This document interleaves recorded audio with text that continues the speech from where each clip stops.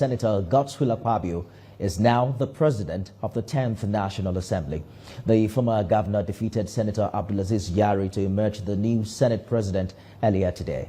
Senator Akpabio was returned elected as president of the 10th Senate after scoring 63 votes, defeating Senator Yari, who had 46 votes. Also, the House of Representatives, Abass, emerged Speaker of the House of Representatives.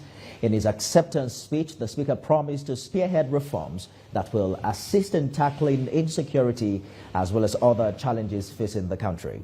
TVC News National Assembly correspondent Sijesu Adeoye in the Senate and Joke Adisa at the House of Representatives report that the election was largely free and fair.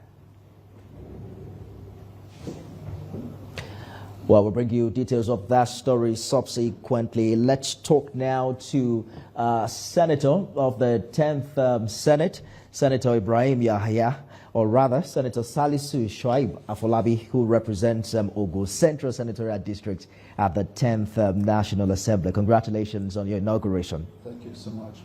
So it was an interesting development today on the floor of the Senate. I was there myself, and the anxiety was palpable, especially at the point when the votes were being counted. Were you apprehensive yourself that the election could have gone the other way? Well, let me say this. First and foremost, let me congratulate Nigeria and Nigerians for the progress we have recorded in our democratic journey. This is the 10th Senate, and also this is the 7th transition from one government to the other in the 4th Republic. So what happened today in both chambers of the National Assembly, for me, represent a big leap forward in our democratic experience. So coming back to a question, of course, if you run for an election, you will be apprehensive. But let me say this very clearly. Those of us who believe that Senator Akpabio was and remains the best fit for the position of the President of the Senate, we didn't have so much anxiety because we thought we had the numbers, because we also thought vast majority of the senators, particularly both the new ones and the returning ones, wanted a president of the Senate that could do some level of balancing and douse the tension that characterized the 2023 general election, particularly those attributes that seem to have exacerbated our fault lines along religious and ethnic lines. So you agree that it wasn't quite an overwhelming victory if you compare it with the figure that it wasn't quite. I mean, and I must say this, it also showed how robust the 10th Senate would be. People had positions, but at the end of the day, what you could notice is that both the elected Senate president and the major contender, Senator Abdulaziz Yari, they embraced themselves and exchanged pleasantries. So there's one Senate, one Nigerian Senate working for Nigerians. Yes, the context was tough. Yes, the context was. We'll see how that will play out in the coming days. Senator Akpabio had only 8 votes more than the simple majority needed to emerge, so it could have gone the other way. But the big question will be... He had 17 votes difference. Yes, so he had 63, right? He gets 46. And then 46. So you can be sure that if Senator Yari had about 8 more lawmakers who decided to vote on his path, it would have gone a different way. But talk to us about what actually happened today. Was that party supremacy or popular majority? Both.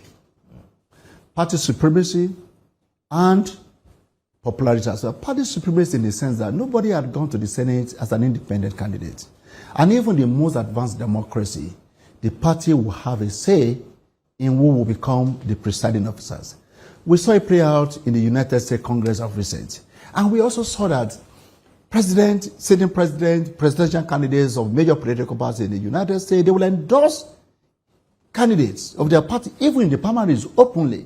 How much more when the party has majority either in the Senate or in the Congress? So number one is party supremacy. And party supremacy because the party as a whole provide a platform. And the party will also ensure that there's a balancing to ensure that every part of the country has a sense of belonging. Okay. The second part of it as well is that when you also look at Senator Akpabio, he was once a Senate minority leader. Okay? He was the most ranking from the southern part of the country at this point in time. And he has also demonstrated ability. He was commissioner for several years in the state. He was governor. He had been senator before. So he has come with a pack of experience. And his program appealed to be. In any case, as I was saying, the Senate cannot be oblivious of the sentiments that are rather very passive in the country. And therefore, the senators also made up their mind to say, this party made a very good decision, and they go in line with that decision. And that's what they play out today. But at the end of the day, there's only one Nigerian Senate. Now that the leadership of both chambers are supposedly loyal to the ruling party, some will say the legislature will now, work harmoniously with the executive. But there's the fear that you and your colleagues don't become another rubber stamp.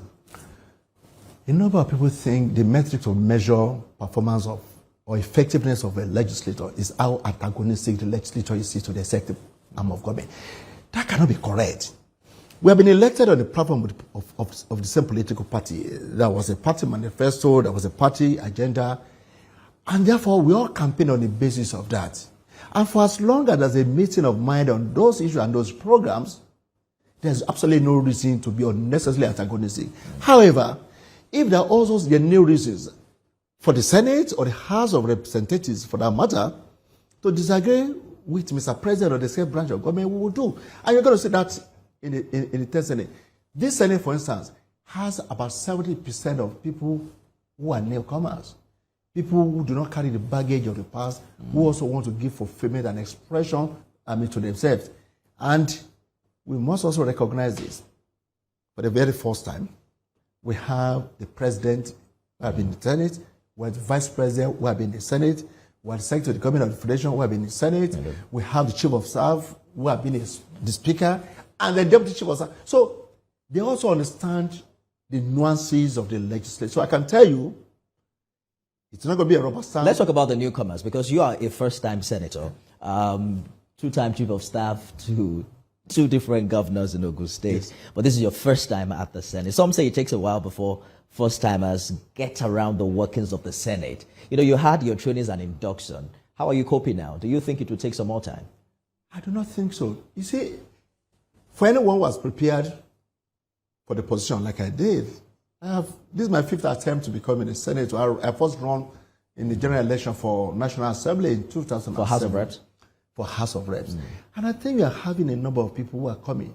Yeah, they may not have been in Senate before National Assembly, but they have also been engaging their brain, have also engaged in the policy one way or the other. So I think it comes with some benefit. The benefit of not carrying the baggage of the past and the enthusiasm to also give expression. But also, of course, the induction has provided some training, but you also know that the rules of the House also ensure that some positions are meant for ranking.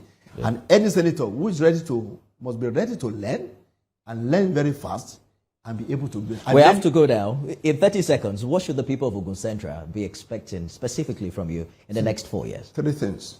To join House with other senators, and particularly the president to configure the system, the country as it were, to do a number of reforms that will ensure that the potentials of the country are translated into performance. Number 2, for the people of Ogun Central to get adequate representation that will ensure we get the very best from the Commonwealth called Nigeria. And number 3 in particular, for the youth of this country, who through their preferences in the last election have sent a very clear message that they would like to see things done differently in the country. And the people and the youth of Ogun Central are part of that. They should also ensure that I will give them that adequate representation that will unleash their potentials and make everybody prosperous in the country. Be sure that we'll come back to, make you accountable for every single word you've said. Senator representing Ogun Central Senatorial District, Salisu Shuaib Afolabi. Distinguished. Thank you so much. And congratulations on this new studio. Absolutely. Looks beautiful, I can tell. All right.